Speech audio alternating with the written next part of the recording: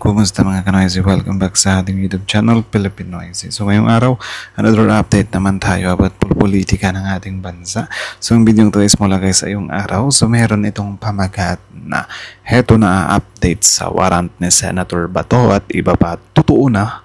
Question mark. So, yan yung panonoorin natin ngayon, man, and then bibigyan natin ito ng reaction. So, bago natin simulan sa iyong araw, supportahan nyo yan. Tapos, syempre, kung trip nyo ng mga ganitong reaction video, may kasama kayo manood, huwag nyo na rin kalimutang supportahan yung YouTube channel natin, Philippine Noisy. So, mga kanoisy, hindi na natin ito patatagalin pa.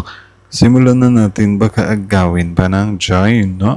Again, nabamagat ng video ito. Heto na update sa warrant ni Senator Bato at iba pa. Totoo na. Diyos ko, meron na kaya. So, sa iyong araw, Pilipinoisy, like, comment, share, subscribe. Start. Fares, ni Senator Bato. Totoo na ba ito? Start 0. Warrant of Fares. Warrant of Fares, ni Senator Bato. Totoo na ba ito? Isusunod na nga ba si Senator Bato de la Rosa sa ICC? Nako. At para po sa bahagi ng mga biktima ni Rodrigo Duterte, gusto lang namin ay hustisya. Arrest warrant versus Bato de Hustisya lang naman din talaga yung pinakagusto. Yung mga DDS kasi gusto nila ng hustisya doon sa mabibiktima daw ng mga gagahasain ng mga dikas. Pero yung hustisya naman ng mga biktima is ayaw nilang mapanagot yun. Like, yun nga, yung mga inosente na nadadamay, sasabihan lang ni Bato na shit happens. Amazing. la Rosa at iba pang Duterte officials. Coming soon. Ito ang matapang na pahayag ni Cristina Conti, Assistant to Counsel ng International Criminal Court sa panayam na ipinost ni political analyst Richard Haytarian. At ito ay binanggit niya noong Abril pa 2025. Ayon kay Conti, sa mga darating na linggo, maaasahan na raw ang warrant of arrest laban kay Senador Ronald Bato de la Rosa dahil sa kanyang papel sa war on drugs ni dating Pangulong Duterte. Pero totoo nga ba ito? At isusunod na nga ba talaga si Bato? Huwag kang bibitaw. Alamin natin ang buong detalye.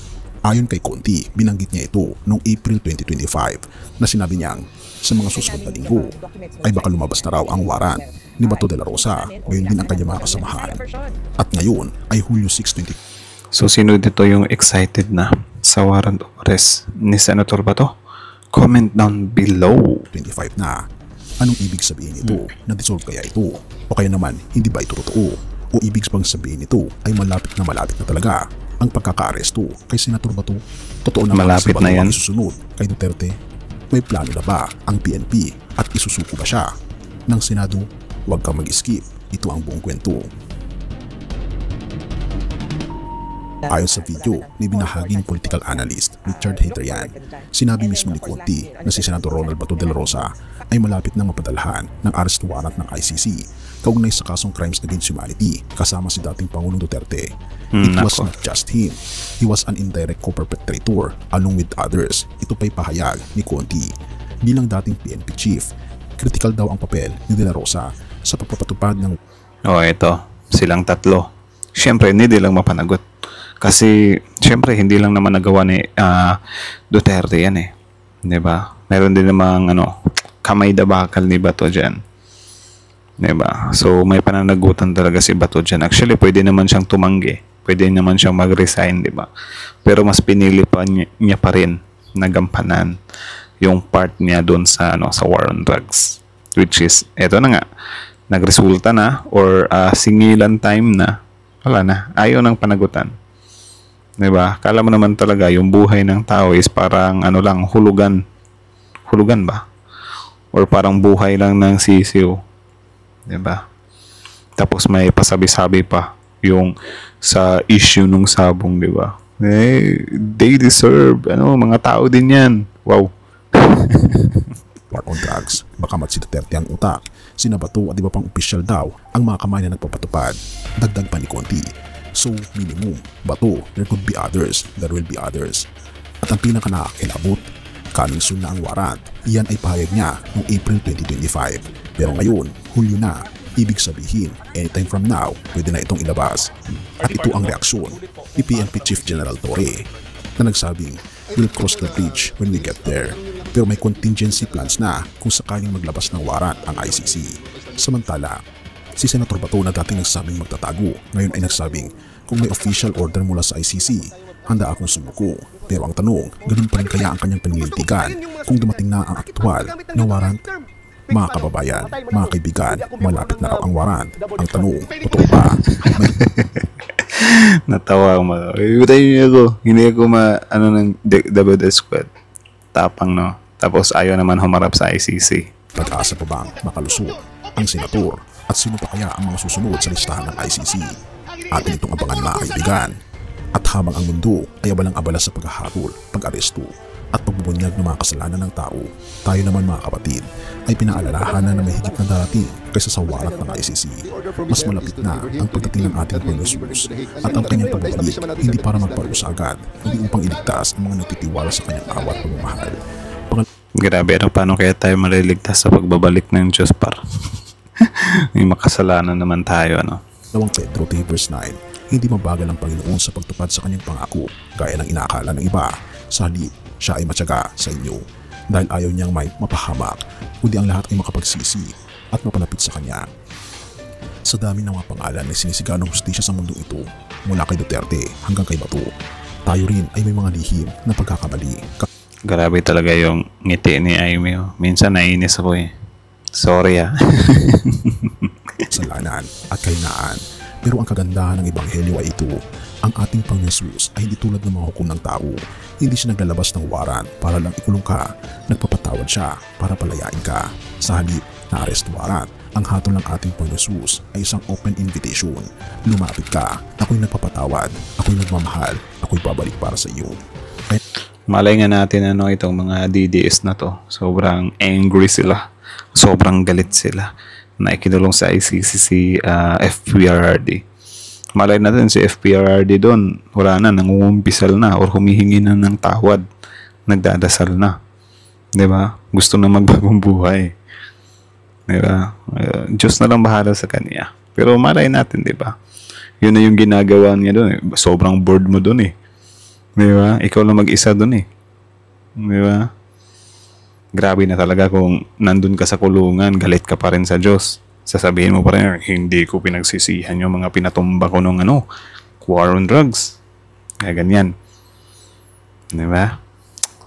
Naman kaibigan, may pinagdadaanan ka bang personal na kaso, pananakit, kasalanan, guilt o kahihiyan? Bago pa dumating ang judgment ng mundo, handa ka na ba sa pagbabalik ng ating Panginoon Jesus? Tinatanggap mo ba ang alok niyang awa at kaligtasan habang may panahon pa? Kung sa tingin natin ay malapit na ang warrant ng ICC para kay Bato, masigit pang malapit ang pagbabalik ng hari ng mga hari, tayo manumbalik na kaibigan, hindi sa relihiyon, kundi sa relasyon natin sa ating Panginoon Jesus, dahil ang tunay na hustisya ay sinakatuparan na sa krus. Purihin ang ating Panginoon Diyos at tayo manalangin. So yun lang naman mga kanoysi. So again, ang video to is mula guys sa iyong araw. So supportahan nyo yan. Original video link in the description box below. Panoorin nyo rin, subscribe nyo rin. Tapos syempre, bago nyo iwan yung YouTube channel natin Pilipino IC, don't forget to like, comment, share, subscribe. So kita nyo naman yun, yun pala yung update sa warrant of arrest ni Senator Bato. Actually, wala pa naman talaga siyang update. More on nung past pa yon, April. 'Di ba? Nasabi ni Attorney Conti na marapit na daw yung warrant of arrest ni Senator Bato. So April, May, June, July, 3 months, 'di ba? So 3 months na yung nakalipas. Hindi 3 months, 2 months pa lang mahigit. Or 3 months, yeah. So malamang sa malamang, it's either na dissolve yan, 'di ba? Yung warrant na yan hindi na maituloy, or malapit na, 'di ba? Or baka hinihintay lang nila na mag-peak si Senator Bato kapag nasa tutok na naman ulit siya, doon na siya hahatake ng ICC. Malay natin, hindi natin alam kung ano yung gagawin ni General Torre dyan. Kasi alam naman natin na na may mga big names na sa resume ni General Torre. Si Kibuloy, si FPRRD. Tapos ngayon, ina-attempt naman si Atong Ang. Diba? Sunod, si Bato. So, grabe. Sobrang bigat ng resume ni General Torre par. Ewan ko kung nagpaparami ba siya ng resume, pero na-appreciate ko yun.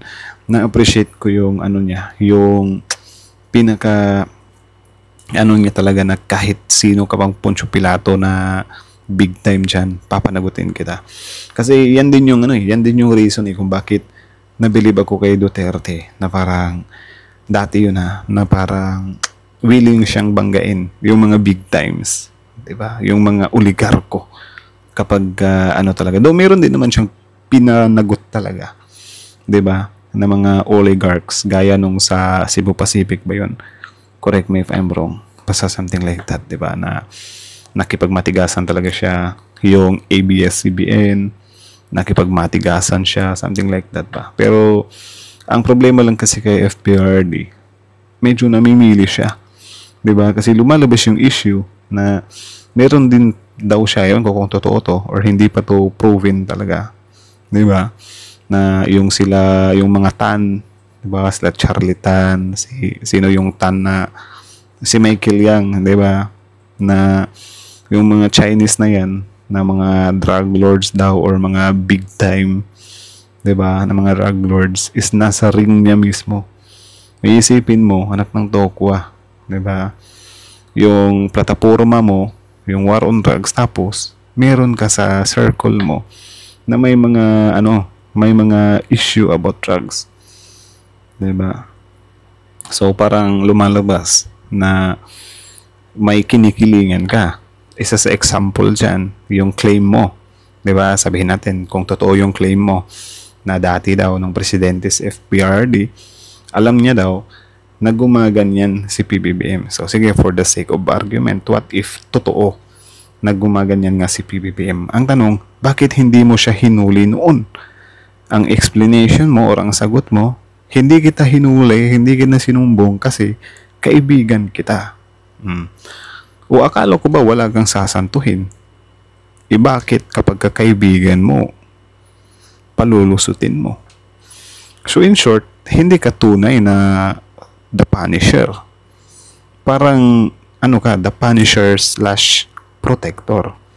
'Di ba? Kumbaga, parang pinapunish mo lang kung sino yung kokontra sa inyo, tapos pinoprotect mo kung sino yung kakampi sa inyo. 'Di ba? So, sobrang pangit ng ganong pinaglalaban. Unfair. So, ngayon, si General Torre, dito natin siya masusubok talaga. Kasi kahit sinong Poncio Pilato ka pa, huhulihin ka talaga.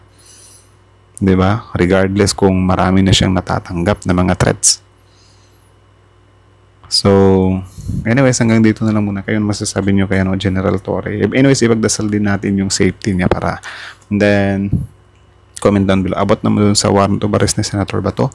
Comment down below din. 'Di ba? Pagdasal din natin yan na sana'y lumabas na yung warrant of arrest na yan. At hindi yan mapunta sa wala. 'Di ba? So, press 1 kung gusto kayo na mahuli na ng ICC si Senator Bato.